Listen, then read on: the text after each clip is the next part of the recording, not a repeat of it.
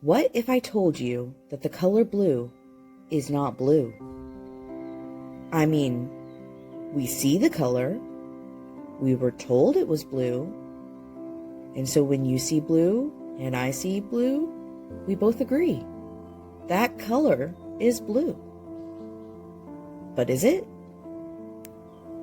What if what you see is what you know to be the shade of blue, and what I see is actually what you see as the shade of green?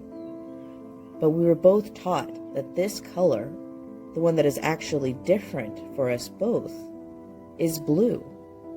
And so that is what it is. The same goes with sound. We hear the sound of a piano note being played. We are told that the sound we both hear is the note C. And so we believe that what we both have perceived is in fact the note C. But in reality, what we have individually perceived is in fact not the same sound. Subjectively, between two people, the way our brain processes our senses are individual experiences. The phenomenon is known as qualia. The term qualia refers to the individual, subjective experiences of perception and was first introduced by C.I. Lewis in 1929. Lewis introduced the term qualia in his book, Mind and the World Order: Outline of the Theory of Knowledge. He states that qualia are the immediately, directly given aspects of experience prior to any interpretation, judgment, or conceptualization. Basically, they are the raw qualities of experience that constitute a sensation. The problem with the idea of qualia is that there is no way to measure subjective experience. The way that light enters the eyes, the sound waves produced and entering your eardrums, these senses can be determined by science. Light is made up of waves, like tiny ripples moving through space. Scientists can measure each color by its own wavelength. Short waves look violet. Long waves look red. Your eyes detect these waves, and there are instruments that can measure exactly how long they are and how fast they travel, and determine what color they should be. Sound is also a wave, moving through the air as vibrations. These vibrations have a pitch, which is how high or low a sound seems, and a volume, which is how loud it feels. Scientists can measure the speed, the frequency, and the strength of these sound waves with specialized tools, and can determine what it should sound like. Something scientists cannot determine, however, is how your individual brain interprets these signals. That is something entirely subjective and immeasurable. And qualia becomes even more complicated when you factor in perspective. Take the tree in the forest example.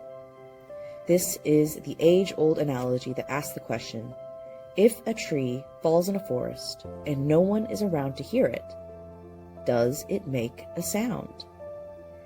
The answer is yes, it does make a sound. It is just not relative to us. The tree made a noise even if we did not perceive it, but it still had an effect on the world. The small animals that call that forest home scurried away as their home came crashing down.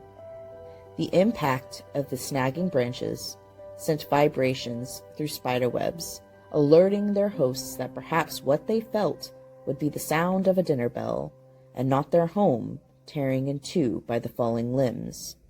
The resounding thud echoed and rebounded off the neighboring trees, and they responded. The entire forest felt and was affected by the falling tree. But to us, it was as if nothing happened at all. Now what if we were in the forest? You witnessed the tree take its final plunge into the earth, Where you stood in relation to the tree would change one's perspective of the experience of the noise. If I were to be standing directly to the left of the tree, what I hear would be different from someone standing to the right. The vibrations, the reverberations, the volume, entirely different depending on where you stand. Gaurav Devkota examines this conundrum in his article on the psychoacoustic properties of sound. In his article, he discusses how humans perceive pitch, loudness, and timbre in relation to sound and perspective. Devkota begins to explore how spatial perception and listening environments influence how we experience sound, including factors like distance, reflections, and reverberation. Specifically, there is heavy emphasis on the psychoacoustic nature of these properties. Psychoacoustics, as in referring to the area of study which is involved in exploring the relationship between physical properties of sound and their perceptual attributes. In short, it is how we perceive sound. And Devkota is not the first to begin to tackle this question of perception. So let's inverse the question. What is sound if no one were around to perceive it? Sound is always defined by human perception. It is measured. It is recorded. It is produced. But if we remove the human element of perception from the equation, what are we left with?